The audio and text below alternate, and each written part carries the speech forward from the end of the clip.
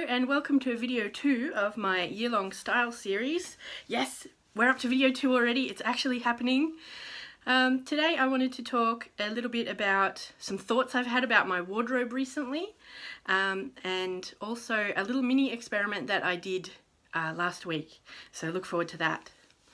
So now, when it comes to my wardrobe, I've already KonMari'd it a couple of years ago, so that is out of the way, don't need to worry about it.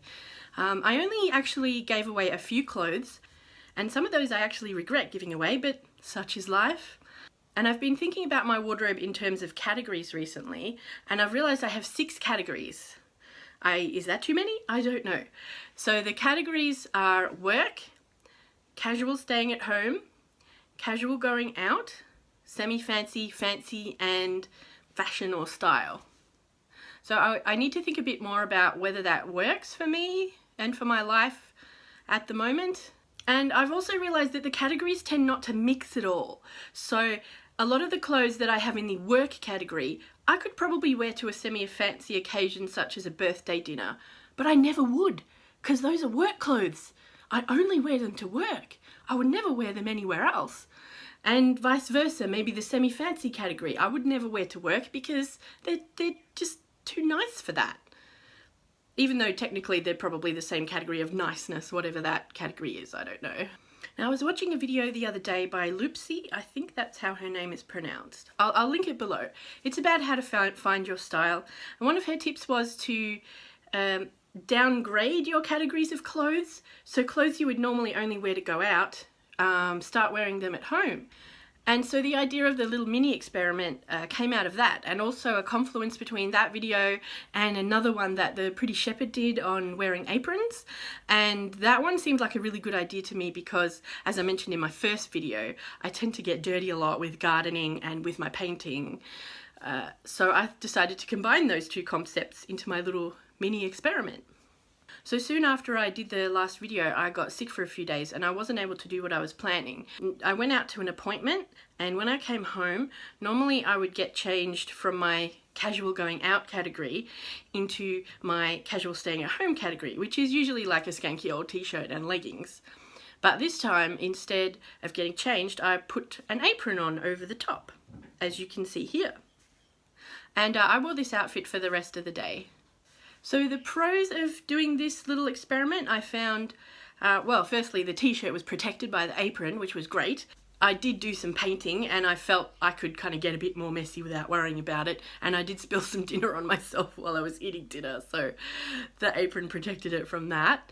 And I also just had this psychological feeling of, I felt better about myself, which I have heard of happening to people before, but I hadn't expected would happen to me. I really felt better about myself wearing a nicer outfit rather than something that's already stained and disgusting holes all over it.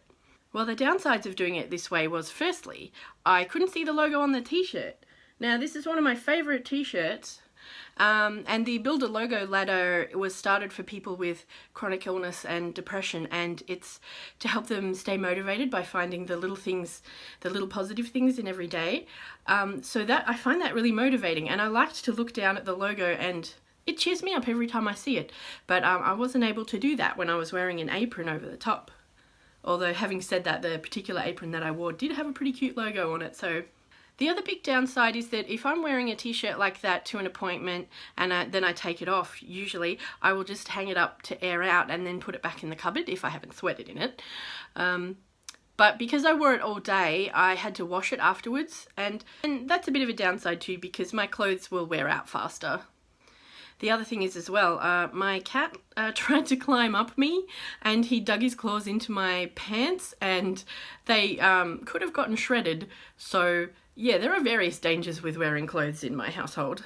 So if I was going to do this regularly, I would probably make myself some aprons that are more fashionable or stylish or cute, such as these 1950s style ones.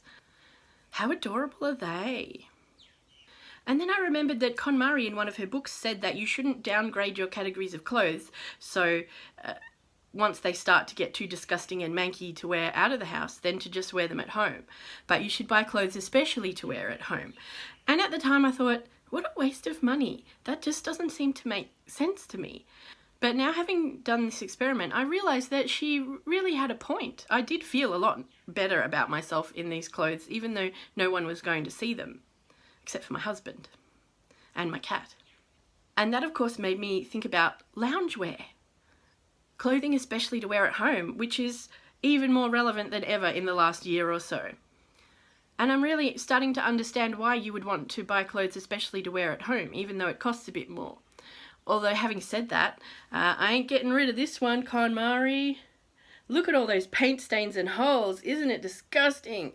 But this survived the cut, and I ain't getting rid of it because it sparks joy. This t-shirt, and also another one the same but in pink, I took with me when I went to Japan in 2008, and I wore them quite regularly there. And every time I see them and put them on, they remind me of that. So there's no way I'm getting rid of them. Sorry, KonMari, it's staying.